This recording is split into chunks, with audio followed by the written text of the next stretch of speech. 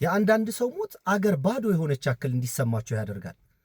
እና ዛሬ በህልሜ አንድ መንፈሳዊ አባት አየሁና ለምን አላስባቸውም ብዬ ነው ይህን ቪዲዮ ለመስራት ያሰብኩት። ያው እኔ በህልም ራእይ ምናምን አልልም፣ ቅዠትም ሊሆን ይችላል፣ ናፍቆትም ሊሆን ይችላል፣ ብቻ አየኋቸው እና ልክ እሳቸው ሲሞቱ የተሰማኝ ስሜት ለውስን ሰዎች ነው የተሰማኝ። በተለይ እናትና አባቴ ሲሞቱ እንደዚህ አይነት ስሜት፣ ጥልቅ የሐዘን ስሜት ተሰምቶኛል። አንድ ደግሞ በጋራ በእምነት አብረን የምናምን አንድ እህቴ ስትሞት እናት የምትባል ልጅ ላመነችበት ነገር ቁርጠኛ የሆነች ሴት፣ እሷ ስትሞት ደግሞ እንደዚሁ ነው። በቃ ህብረቱ ባዶ የሆነ ከባድ የሆነ የብቸኝነት ስሜት እንዲሰማኝ ያደረገኝና ሌላው ደግሞ ፕሮፌሰር መስፍን ወልደ ማርያም ሲሞቱ ነው። መንፈሳዊ አባቶች ደግሞ ከዚህ በፊት እንዲህ አቡነ ተክለ ሃይማኖትም ሐጂ መሐመድ ሳኒም ሲሞቱ ኢትዮጵያ በጣም አዝና ነበረ። እኔ ግን እኚህ ሰውዬ ሲሞቱ እጅግ በጣም ነበር ያዘንኩት። በቃ ለምንድን ነው ንግግራቸውን የኢትዮጵያ መንግስት የእሳቸውን ንግግር በተለያየ ቦታ ያወሩትን ያስተማሩትን ነገር ሰብስቦ ለሀገር እርቅና ወይም መማሪያ ይሆናል ብሎ ዶክሜንት አድርጎ ለታሪክ ቢያስቀምጠው ደስ ይለኛል።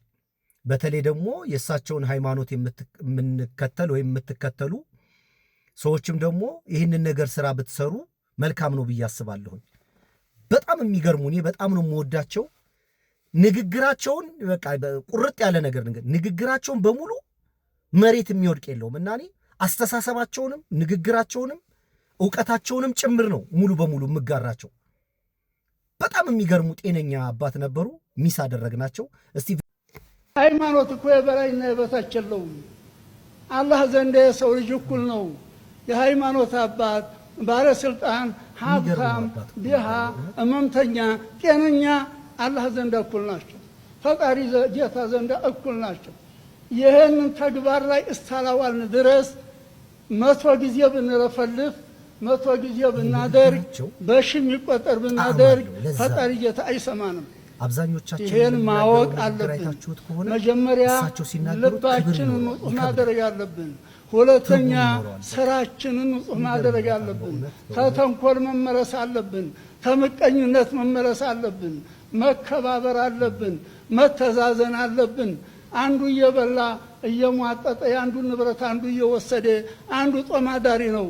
አንዱ ስንት ቦታ ያለው አንዱ መውደቂያ አንድ ክፍል የሌለው ነው። በዚህ ነው እንደ አላህ የሚያዝነው። በዚህ ነው እንደ አላህ የሚያዝነው። ገና ተወደፊት የሚመጣ አላህ የደቀነው ያስተበዋል ይመስላል። ይህም በቂ አይመስለንም። እውነቱን ሐቂቃውን ስናየው ይመለስልኛል እንደሆን እኛ እንመለስ፣ እኛ እንመለስ፣ እኛ እንመከር። አለዛ እንደ መሻይኾቻችን እንደ ቅድመ አባቶቻችን እንዲህ ዓለም እንዲህ የሚያንቀጠቅጥ ነገር የለም። በሸኾቻችን አንድ አደጋ የመጣ እንደሆነ አንድ ሸኽስ ተደረሰው ይበቃል። አንድ አካባቢ ሶደቃ ይመልሰዋል። የአንድ አካባቢ ዱዓ ይመልሰዋል። ታዲያ እንደው ብንለፈልፍ ይሆናል እንዴ? ብንለፈልፍ አይሆንም። መመለስ አለብን። መሪውም ይመለስ፣ ተመሪውም ይመለስ። የሃይማኖት አባቶች ይጸጸቱ፣ እንጸጸት። ወጣቱ ይመለስ፣ ሴቱ ወንዱ ይመለስ። ፈጣሪ ጌታ ይሰማናል። እኛ ዱዓችን የሚገርመኝ ሀጂ ሙፍቲ ተመለስ አላህ ሀገራችን ተመሳሳይ ቋንቋ ሰዎች እየተጠቀሙ ቋንቋውን ግን እሳቸው ሲናገሩት ይከብዳል፣ ለዛ አለው፣ ጣዕም አለው። ተች ያደርጋችኋል መቱ። ለምሳሌ አንድ ሰው አልሐምዱሊላህ ሲልና እሳቸው ሲሉ የሰማይና የምድር ትርጉም አለ። የእሳቸው ይጋባል። ታውቃላችሁ። እና እንዲህ አይነት መንፈሳዊ አባቶች ማጣት ከባድ ነው በጣም። በቃ መንፈሳዊ አባት እንደ ሀጂ ሙፍቲ ዑመር ነው መሆን መቻል ያለበት። እናንተ በእድሜም እንግዲህ በእኔ አካባቢ ያላችሁ ታውቃላችሁ ሀጂ መሐመድ ሳኒና አቡነ ተክለ ሃይማኖት የነበራቸው ፍቅርና መከባበር። በነገራችን ላይ አቡነ ተክለ ሃይማኖትም ልክ እንደ ሀጂ ሙፍቲ አይነት ሰው ነበሩ። ሀጂ መሐመድ ሳኒም እንደዛ ናቸው። ከእነዚህ ሁለት መንፈሳዊ አባቶች ቀጥሎ ያየሁት ሀጂ ሙፍቲ ዑመርን ነው። መንፈሳዊ አባት እንደዚህ አይነት ጣዕምና ለዛ ያለው ሰው ሲሆን ነው ቆንጆ፣ ለሀገር ለህዝብ ሰውን በእኩልነት የሚያይ። ይህ አስታውሳለሁ ሀጂ መሐመድ ሳኒና አቡነ ተክለ ሃይማኖት ተከታትለውን የሄዱት እና ሀጂ ሙፍቲ ዑመር አላህ የጀነት ሰው ያደርጋቸው። መልካም ቀን